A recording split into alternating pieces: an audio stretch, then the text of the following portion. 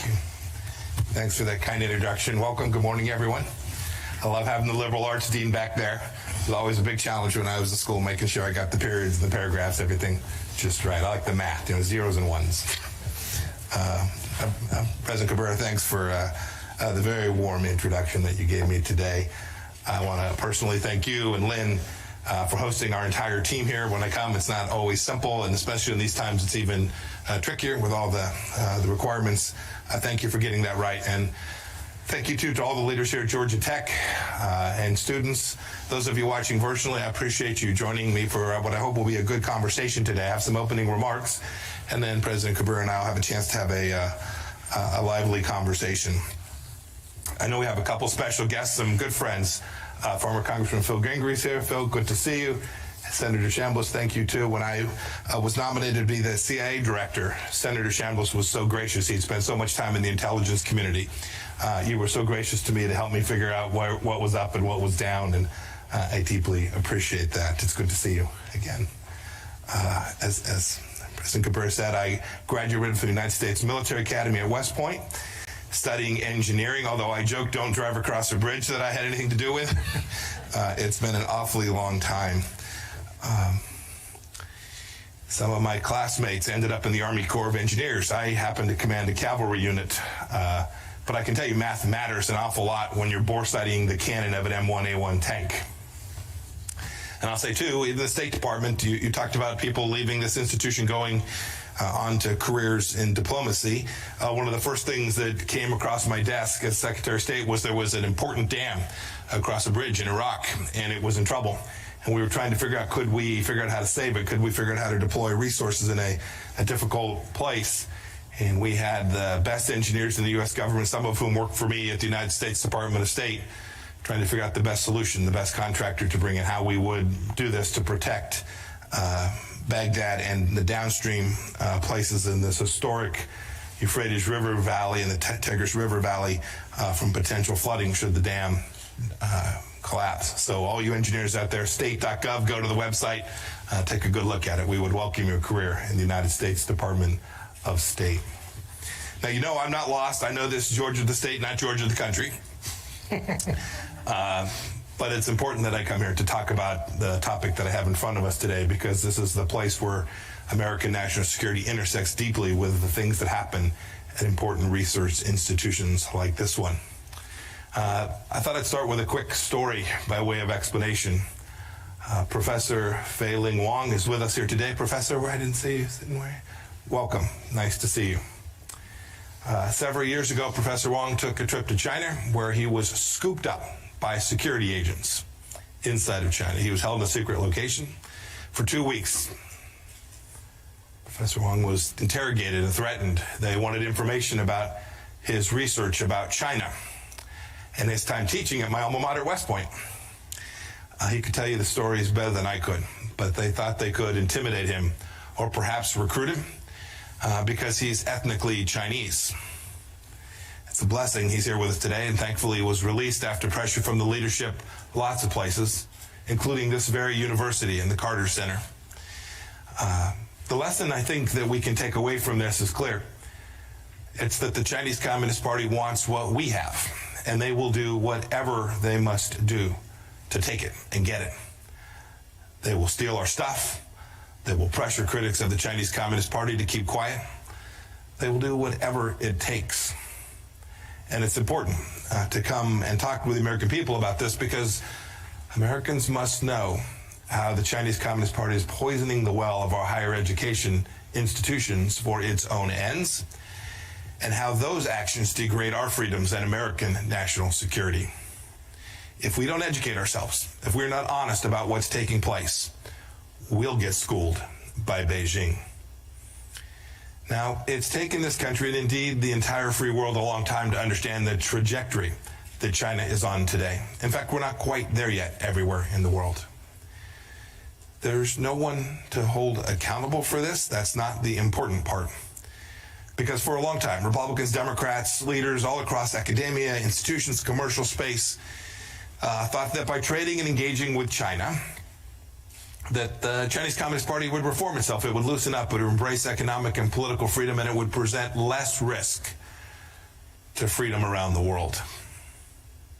But instead, that's not what we got. Instead, the Chinese Communists used the wealth that was created by this to tighten their grip on power over the Chinese people, and to build a high-tech, repressive state like the world has never seen.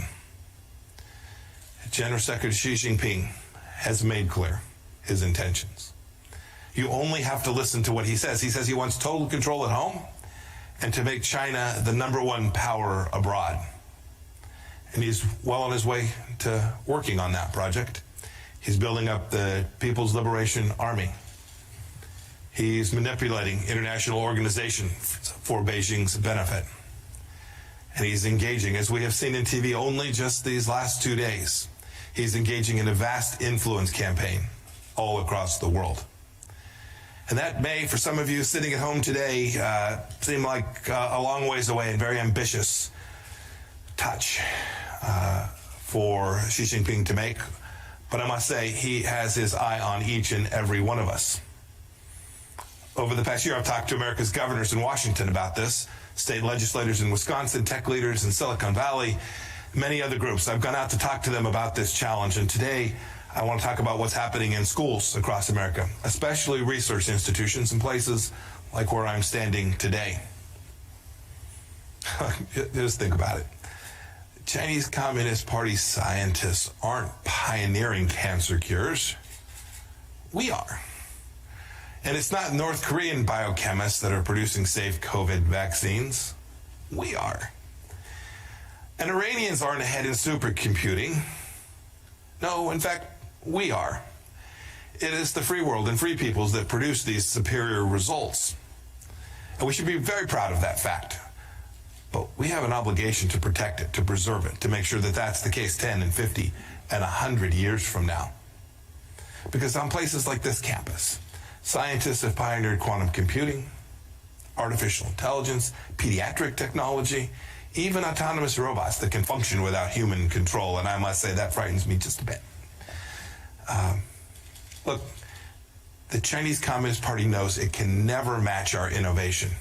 A state-owned enterprise, it's an authoritarian regime. It is a government-centric focus. It's why it sends 400,000 students a year to the United States of America to study. 400,000 students a year studying in our universities come from one country. It is no accident. Much of the high-end industrial base inside of China is based on stolen technology or technology purchased from other nations. It's not homegrown. Beijing doesn't want Chinese researchers to stay here in the United States. Indeed, after they're trained, they want them to come back. They want to induce their return for the singular purpose of serving the socialist motherland.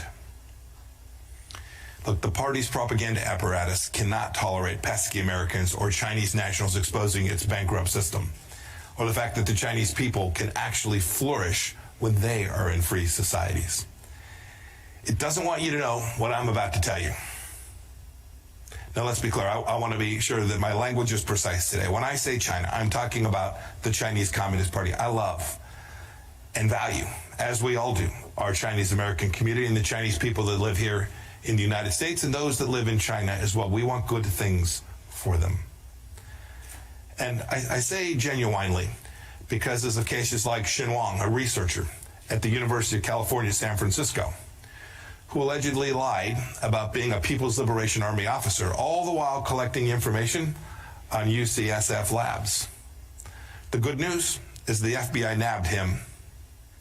And Ji Xiong studied electrical engineering at Illinois Institute of Technology in Chicago.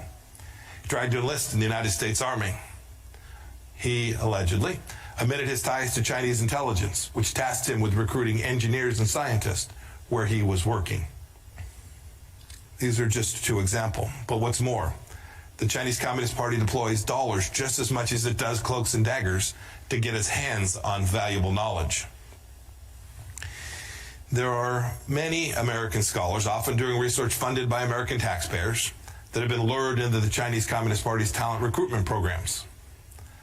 The CCP pays them what is for them a fortune to do research related to their current fields for or in China.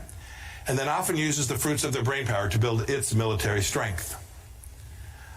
A researcher from my home state of Kansas was caught up in this trap, as was the Harvard chemistry department head. Think about that. The Director of National Intelligence, John Ratcliffe, recently described the CCP strategy as rob, replicate, and replace. But I want to add another R to the DNI's list. I want to add repress. Yang Zhuping, a student from China, delivered a commencement address at the University of Maryland back in 2017, just a couple years back now. She praised the fresh air of free speech. She was soon demonized and harassed by CCP propaganda outlets. I promise you, while I cannot tell you everything, that was no coincidence. One University of Georgia student said of the CCP secret police in 2018, quote, "They have harassed me repeatedly and asked me to give them information about the activities of overseas democracy activists and dissidents. And they are particularly interested in the activities of Uyghurs and Tibetans," end of quote. Some of the CCP's biggest victims on campuses are innocent Chinese nationals themselves. And this is a tragedy. We have a responsibility to police this. Another example, at Princeton, just this year, students in a Chinese politics class were forced to use code names on their work, lest the CCP discover their identities and prosecute them for free expression of views on Hong Kong and the CCP under its draconian new national security law. That's right here. This happened right here in the United States of America. American students talk about safe spaces as shelter from ideas they dislike. Chinese students need safe spaces to learn of the ideas that they love. What a stark contrast. Students from China at American universities also live in fear that their families back home will be arrested, will be interrogated, tortured, or worse because of the things they say in an American classroom. But look, the CCP doesn't just target Chinese nationals. They want to influence American students as well. Professors and administrators, too. Look, they know that left-leaning college campuses are rife with anti-Americanism and present easy targets for their anti-American messaging. It's why they planted Confucius Institutes on our campuses. And under President Trump, our State Department has made very clear these Confucius Institutes are literally up to no good. Many have gone away. Many campuses have seen that, and they've chosen to close down these institutes. But right here in Georgia, Wesleyan College still has one in Macon. Look, it's why there are groups on campuses called Chinese Student Scholars Association here too. They're directed and almost always funded by the Chinese embassy or a local Chinese consulate. Its purpose, to keep tabs on students and to press pro-Beijing causes. Now you would think at freedom-loving places like Georgia Tech and institutions and scholars all across the world, administrators, school faculty would be more up in arms about the Chinese Communist Party's outright theft and flagrant violation of freedoms that I've described. But we see it too seldom. Well, why? Why do schools censor themselves? They often do it out of fear of offending China. Indeed, I must tell you that MIT wasn't interested in having me to their campus to give this exact set of remarks. President Raphael Reif implied that my arguments might insult their ethnic Chinese students and professors. But of course, nothing could be further from the truth. Those are the very people that this set of remarks is intended to protect their freedoms. And I must say that yielding to the objection of hurt feelings plays right in to the Chinese Communist Party's hands. They watch America closely. It's what the party says constantly in response to legitimate criticism around the world. You can see it. And how would the party know how the Chinese people feel anyway, as no one ever gets to vote? Look, we can't let the CCP weaponize political correctness against American liberties. We have to protect and preserve them. Fraudulent cries of racism or xenophobia should never drown out a candid exposure of the activities of the Chinese Communist Party. But we see too often on American campuses that there's silence and censorship. It's be driven by the Chinese Communist Party. Usually boils down to something far less idealistic. So many of our colleges are bought by Beijing. Let me tell you about Vera Zhou. She's a permanent resident of the United States of America. She's originally from China and a senior at the University of Washington. In October of 2017, so just on 3 years ago, she returned to China to visit her father. Local authorities put her in a re-education camp. A re-education camp for 5 months and under house arrest for 18 months after using a virtual private network connection to connect to her school's website. Something many of you are doing even as I speak.